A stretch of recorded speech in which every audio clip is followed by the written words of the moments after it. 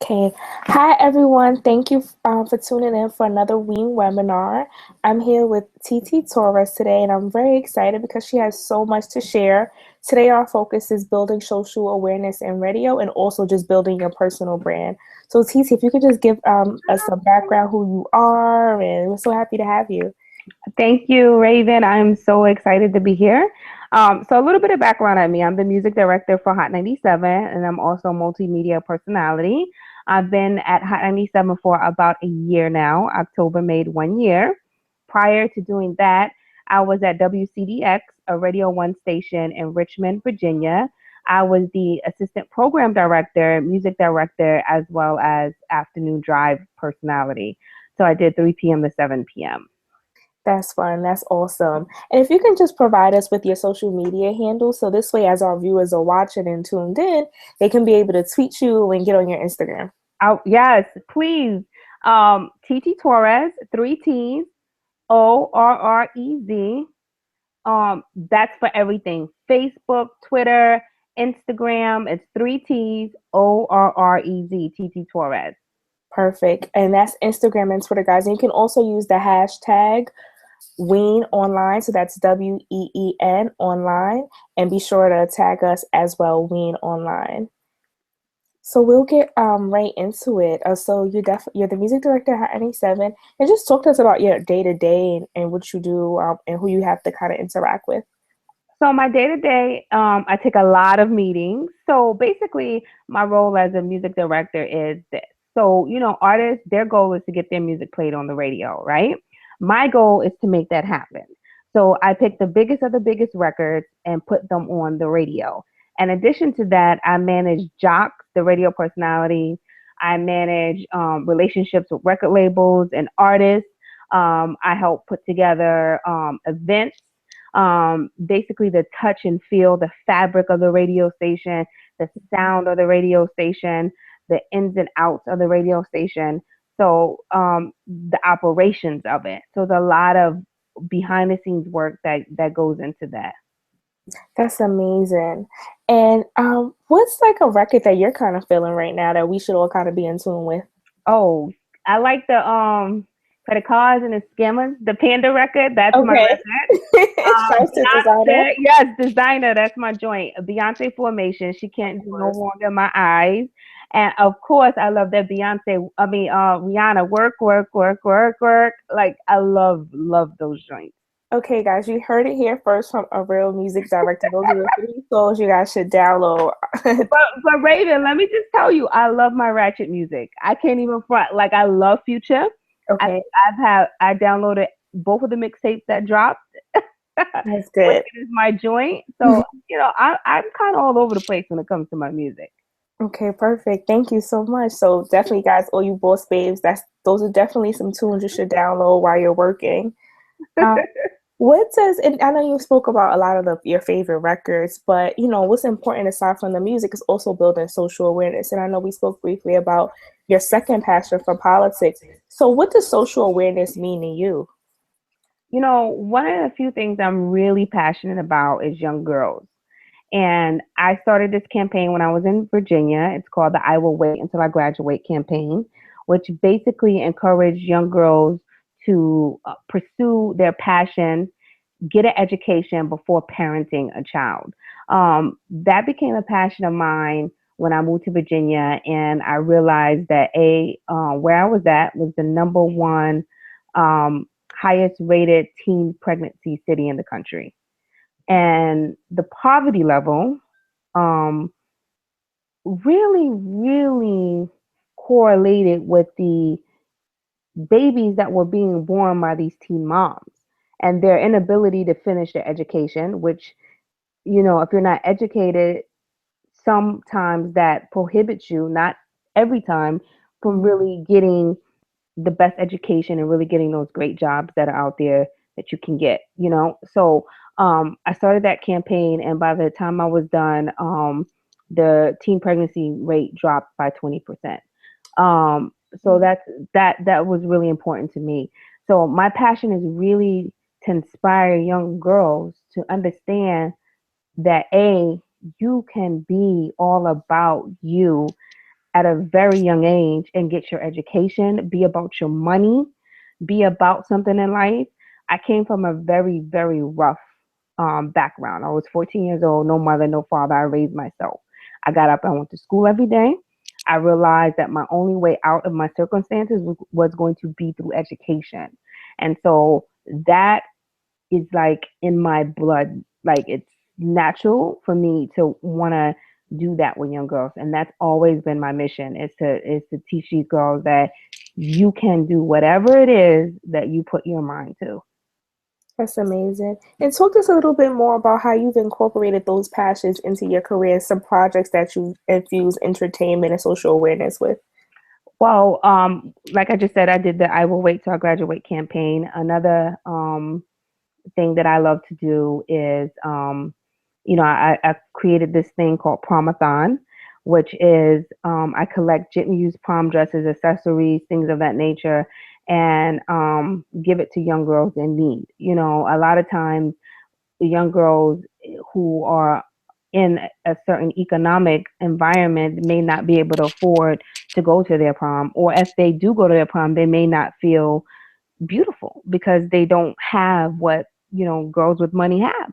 So I created Promathon, which gives them an opportunity to go to their prom in what I call fabulosity to the fullest. So I make sure they have a prom dress, shoes, accessory, hair, makeup. I get a storefront. I bring all these prom dresses in there. I create dressing rooms. I get makeup artists, hairstylists. I really, really try to give them an experience so that they can remember for the rest of their lives. And through that, I've been able to help at least 1,000 girls. I started this about 5 years ago, and over 1,000 girls have been able to go to their prom, and it's been amazing. I think that the power of the microphone is such a big thing, right? So, you know, I can talk on the radio about celebrities all day, right? I've done that. I've done some of the biggest interviews with the biggest artists in the game. You could check out my YouTube page for that. Um, but one thing that I knew early on in this game is that the power of the mic and the power of this industry is much bigger than just celebrity ish. Like, what can I do to make a difference? And I was always passionate about young girls, so that became my mission. Um, and through my radio microphone and through my ability to have access to all of these people, I created something much bigger than just the girl on the radio. And I think that's really important. That's amazing. What are some of the challenges you face with building your personal brand? Um, you know, I think sometimes the challenges come in when you feel like it's not moving fast enough, right? So you can do something for amount of time. You're like, damn, when's my big break? You Mm. know, but you have to stay consistent and you have to stay patient and understand that your time will come when it is supposed to come. So sometimes we look at another person's success and we say, hey, damn, I'm doing the same thing that person does, if not better. How come I don't have the accolades or the job promotion that this person has, right? And with social media, it's so in your face all the time that you can't help but to feel like that should be mine. So I think that's one of the challenges is really overcoming that hurdle and understanding that patience is key and timing is key. And sometimes you have to have the ability to believe in something much greater than yourself. And for me, I've always had belief in the higher power, which is Jesus Christ, and the understanding that if I work hard enough, it will come. And I always believe that.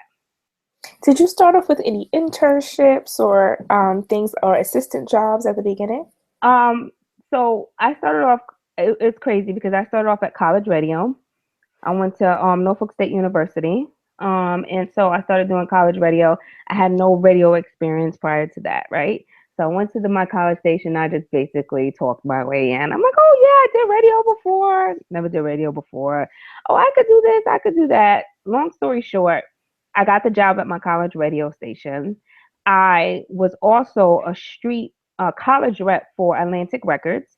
So that meant that every artist that came to the college campus, I would have to bring them around to the different radio stations and stuff like that. So that helped me build relationships with artists. So like I remember taking Little Mo on a college run. I remember taking Ray J on a college run. These different people, when I was in college, I built relationships with. And I remember Russ Parr, who nationally syndicated radio personality, major person you should know in the business, syndicated over 100 radio stations at one point, big name. I remember meeting him and just kind of like latching on to him, meaning like I would send him my air checks, I would email him, I would keep in touch with him. I would, just build and build and build upon that relationship, which helped me in the long run because he ended up knowing someone at a commercial radio station because I was on my college station, and he helped me. He introduced me to that person, got my air check out there, and he was a key player in me getting into radio on a bigger level. That's amazing. And have you ever experienced sexism in your field in business or radio?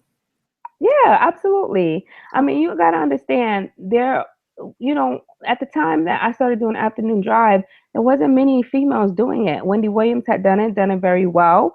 I think at the time Wendy got out of radio, she was doing television. Angie Martinez was doing afternoons, and I was in a small pool of women doing afternoon drive. And I remember when I took that job, they were like, they always try to stick the female, either a co-host, the morning drive, or the midday girl. And I remember saying, no, I don't want to be the co-host or the midday girl. I want afternoon drive. Mm. And sometimes, people will assume because you're a female, a man, it should be a guy in that position, or, or so dominated by these egos that you got to find yourself, you got to find a way to fit in.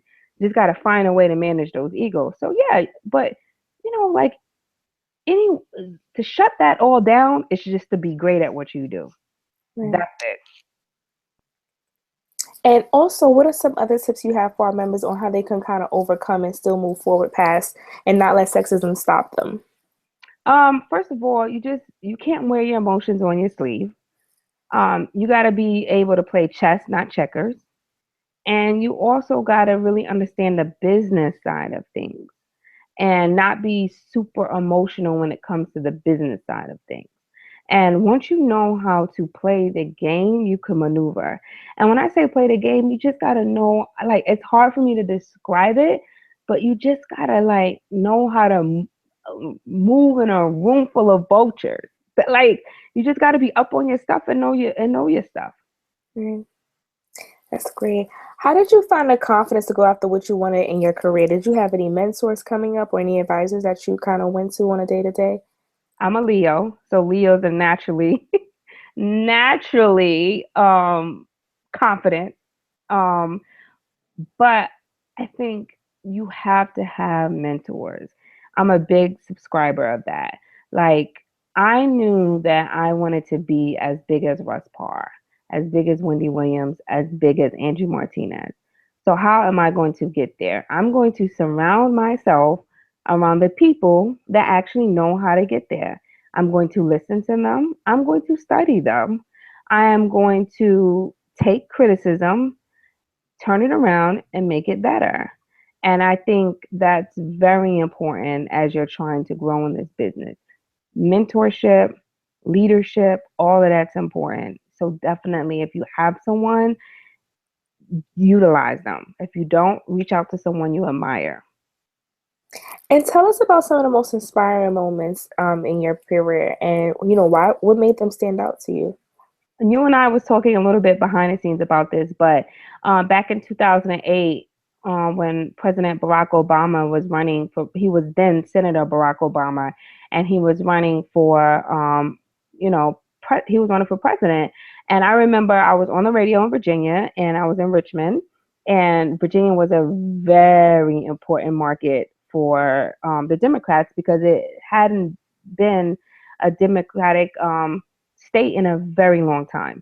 And so I remember getting a phone call from his campaign, and they're like, "Hi, TT," and I'm like, "Yeah, this is such and such from President Barack Obama's campaign," and I'm like, "Okay," and they're like, "We want some young leaders to help drive this campaign, and we think that you're the perfect fit for it. And I'm like, what? Like, first of all, how you even get my number? Second of all, like, what? And so that was like a real big moment in my career because they set up shop in Richmond. I got to open up, say speeches on a tour. I remember one stop that they had at Virginia Union. It was Kerry Washington, Jay-Z, Kevin Liles, Russell Simmons. And it was like a great experience to be able to work on that campaign and to be able to interview then Senator Barack Obama. And then the second time around to be able to work on his campaign in 2012 when he was president, and then able to interview him when he was president, and to be able to, fly out to Chicago and experience that. That was a real big moment in my career. That's great. And how do you overcome doubters and naysayers in your career? Success. Success shuts anybody up. And I never let it get into my psyche. Like, who cares what they say? I mean, really, who cares? I mean, that's how I look at it. Like, I don't take in things that I know aren't beneficial to me. So I don't even like to engage in those type of talks. Like, if naysayers or negative people have things to say, I just tune them out because I can care less. Great. And I see we have some new people logging on. So for those who didn't come on at the beginning, can you just repeat your social media? Yes. Hi. Welcome. TT Torrez, 3 T's, ORREZ. And that's Facebook, Twitter, Instagram, everything. Matter of fact, I'm on Periscope, Snapchat, all of that. So yeah. Oh, I see people tweeting me right now. So this is actually really, really good. So yeah, hit me up, TT Torrez, 3 T's, ORREZ. That's my Snapchat. That's my Instagram. That's my Facebook. That's everything. Oh, I'm getting so many tweets. Hi, guys. Mm-hmm. So, guys, as TT says, inspiring things or things that you like or you kind of want her to elaborate anything, feel free to tweet her or get on her Instagram and comment on her last post. Yes, please. Thank you. Okay, moving back. How do you build an effective social media presence for your brand? You know what's crazy? I really got the job at Hot 97 because of my social media. My interviews used to go viral. And so that caught the attention of, some people behind the scenes at Hot 97. So that's really important. I always tell people all the time, it doesn't matter what market you're in. With the power of the internet, you can be as big as you want to be. And I knew that. And I knew I can go to a place like Richmond and be the biggest radio personality that I could possibly be. I can get the biggest interviews that I wanted. I could pump them out on the internet and they will go viral. And that's exactly what I did. And then I got the phone call at Hot 97.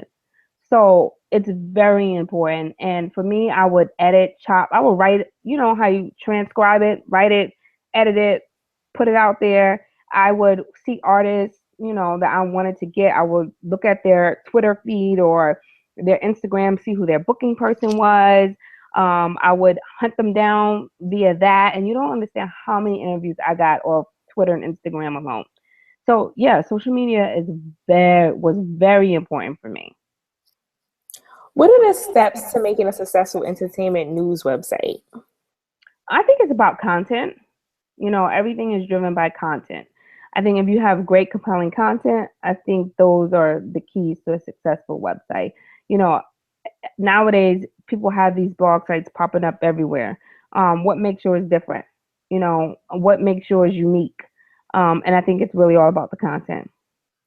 Perfect. And then our next question is, how do you go about goal setting and how does it impact your life? So in terms of when you set goals, do you write them down? Do you keep them in your phone? What are some of the goal settings tips that you have, and how do you kind of keep yourself in line with your goals? Well, I know this sounds cheesy, but I journal every day. Like I journal, and I love buying journals. Like I like the look of them. I like the smell of them. I know it sounds weird, but I do. I'm kind of old school with that. And I just literally write my thoughts down. And I might not get to it today. I might not get to it tomorrow, but I always have to feel like I'm moving towards something. When my contract was up in Virginia, I knew 2 years prior that would be my last time. And so what I did was I busted my behind for the last 2 years that I would be so undeniable by my contract was up that I would have job offers on the table. And that's exactly what happened. Like I knew in my mind I would not be here after 2 years. And I focused on creating the best content that I could possibly create. I focused on networking with the right people, and I focused on building my social media awareness. And those were three things that I knew would take me to the next level. And I zoned in on that, and I focused, and I didn't let anything take me off that path. And I think that's, you have to goal set. I'm big on vision boards. Like even when I was 21 years old, I visioned a house and I cut it out and I put it there. And by the time I was 26, I bought it. Actually, I was 25 when I bought it. So like I've always been a dreamer and a visionary. Like I've always been like that ever since I was a little girl. I've always been a big dreamer. And I think that as long as you keep dreaming, you keep goal setting and you keep pushing towards that goal, and you'll be fine. It's great. And we appreciate you for supporting Ween. You know, our main goal is to empower other women, especially those looking to get a career in entertainment. So, what makes women empowerment a priority for you? In terms of just being in the business. Hmm. And just inspiring other girls and mentoring and taking time to do things like these.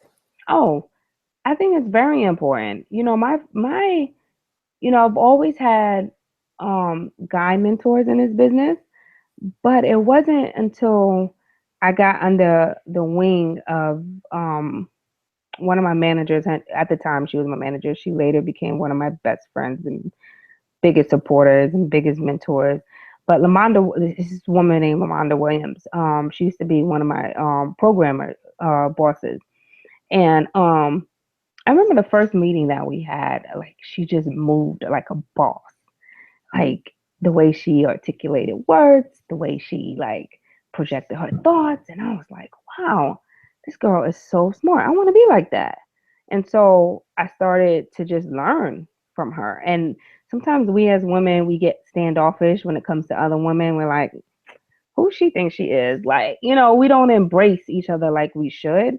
But I think once we let that guard down and really like stand next to someone that really knows what they're doing, that could take us a long way. And it wasn't until I got under her that I really understood the business a lot better and I became sharper. And I think I don't know, she could have taught me the things. I had all of these successful men, but she was the one that really helped me get to the level and understand things on a different level. That's great. Do you have any up and coming initiatives that our listeners can support and tune into? Whether it's like an event we can support you on, or Yes, I have it's gonna be on my Instagram and Twitter and Facebook, TT Torrez. But I have a big girls talk event coming up in April, and basically what that is like a young women's empowerment event. It's for girls 14 to 17. It's going to be at Hofstra University, and it's basically a day of awareness. And so I'll be posting stuff about that, and that's coming up, and I'm really excited about that. And I do that every year around Mother's Day. okay, perfect. Yes, we'll definitely everyone be sure to stay in tune and let us know how we can volunteer and support, even if it's just reposting it on our social media outlets. Definitely keep us up to date. I will for sure. Any last minute words of wisdom you'd like to give our listeners that maybe weren't in one of the questions I asked? You know, I don't really have words of wisdom, but I will say is that if you focus on what it is that you want and you believe in yourself, that is a very powerful tool and that could take you real far in life. So if you focus on it and you zone in on it and you say, hey, this is what I want, and you focus and you work really, really hard at it, it will happen in your right timing. And that's it. That's amazing. And thank you once again. Just shout out, website, Facebook, Snapchat, and all that. So our listeners can definitely stay in Okay. touch and follow you. So TT Torrez, that's three T's, ORREZ. That's Snapchat, that's Twitter, that's Facebook, that's Instagram. TT Torrez for everything. So Snapchat, Facebook, Periscope, Instagram, every social media handle is TT Torrez, three T's, ORREZ. Perfect. Thank you guys so much. And be sure to tweet us also at Ween Online and use the hashtag Ween Online. Thank you guys. Thank you, Raven. I really enjoyed myself. Thank you, everyone who tuned in. Thank you so much. Thank you. And do remember, guys, the same YouTube link you used to click, you'll be able to watch the recap as well. Good night.